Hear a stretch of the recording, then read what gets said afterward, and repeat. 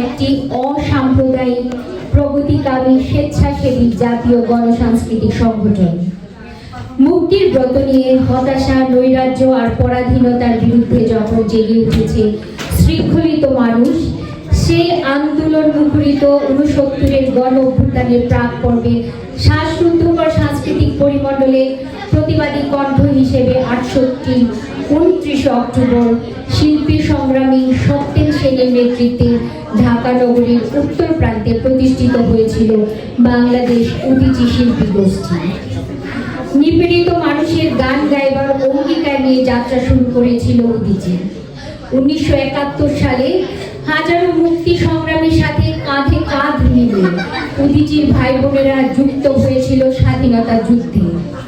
সাহিত্যিক, বুদ্ধিজীবী রক্তধারা মিশেছিল অযুত বীরের আত্মবলিদানের সঙ্গে।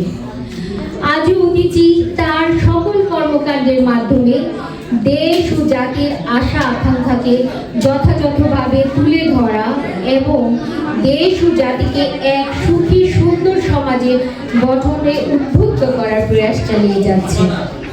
আজকের এই প্রতিষ্ঠা বার্ষিকী অনুষ্ঠানে গভীর শ্রদ্ধায় স্মরণ করছি মহান সাংগঠনিক ব্যক্তিত্ব সত্যেন সেন ও রণেশ দাশগুপ্ত সহ সকল সাংস্কৃতিক ব্যক্তিদের, যাদের প্রগতিশীল চিন্তা, মানবিক দর্শন ও সংস্কৃতি চেতনার আলো শিখা আজও আমাদের পথ দেখায়।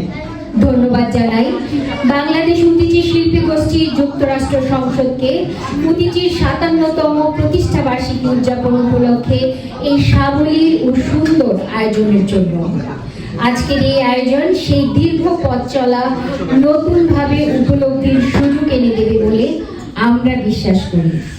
অনুষ্ঠানে সুনীল গঙ্গোপাধ্যায়ের একটা কথা আমার এখনই মনে পড়ছে, কেউ কথা রাখে না, কেউ কথা রাখে না। তার চারুকলা অনুষদের সাবেক ডিন, বিশিষ্ট চিত্রশিল্পী অধ্যাপক মতলব আলী, যুক্তরাষ্ট্র উদীচীর উপদেষ্টা ডক্টর ওয়ালেদ চৌধুরী, তাদের প্রয়াণে উদীচী পরিবার গভীরভাবে শোকাহত। শ্রদ্ধা করি এবং শুধু শ্রদ্ধাটা শুধু বলার জন্য না, শ্রদ্ধাটা শ্রদ্ধার জায়গায় যাতে থাকে, এই যে জন্য যারা কাজ করে সেই সংগঠন হচ্ছে আজকে আমাদের উদীচী। নেতৃস্থানীয় এবং আমাদের কর্মী বন্ধুরা সবাই প্লিজ এখানে একটু আসবেন, আমরা মঙ্গল প্রদীপ প্রজ্বলনের ভিতর দিয়ে আমাদের উদ্বোধনটা করবো। জয় উদীচী, জয় উদীচী, বাংলাদেশ চিরজীবী হোক,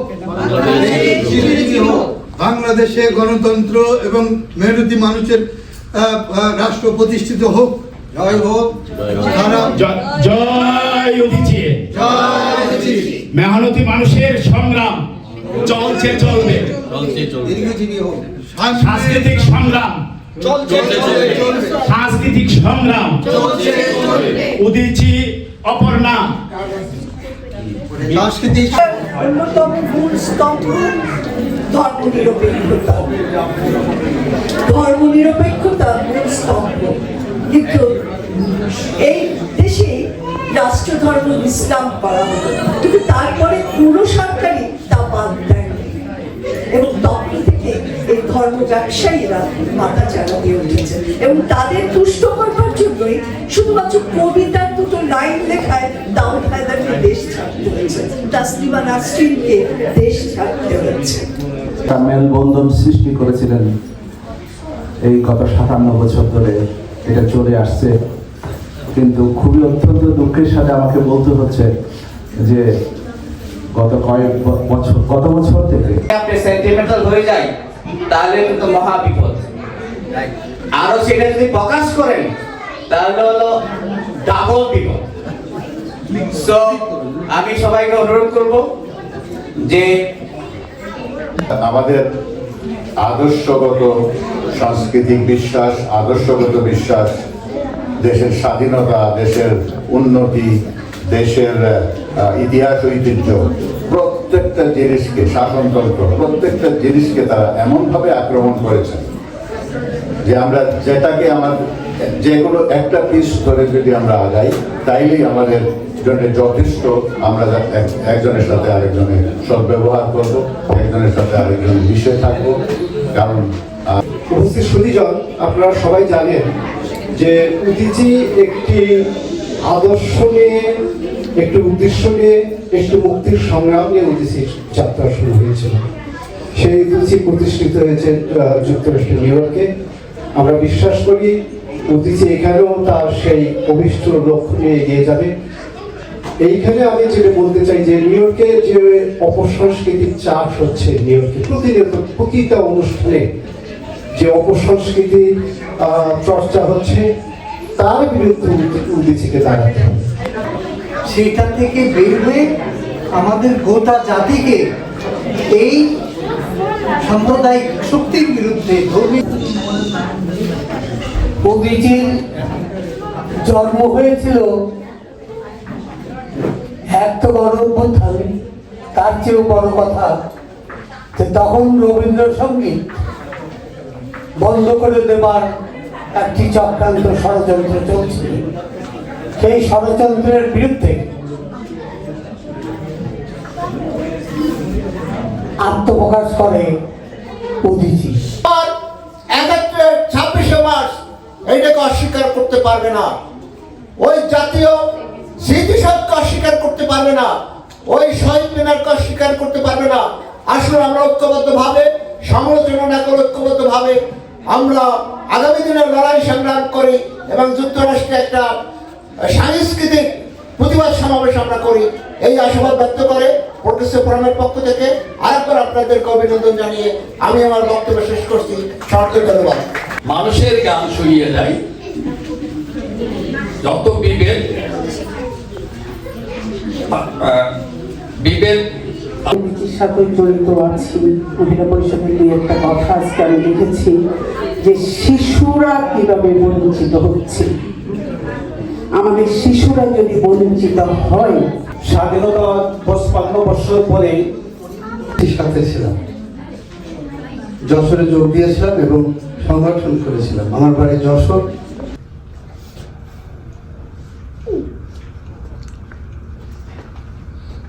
ধন্যবাদ সবাইকে।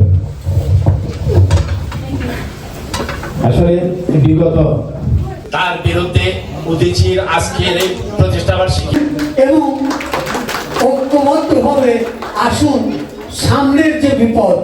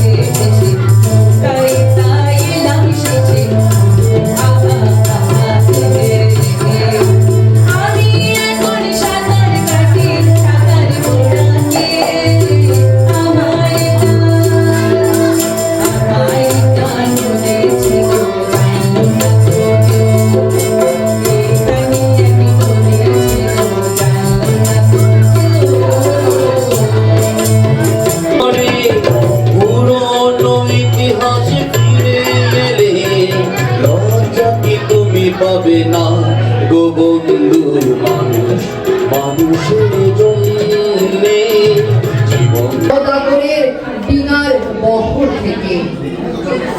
আমি তো এসেছি কৈবর্তের বিদ্রোহী গান থেকে।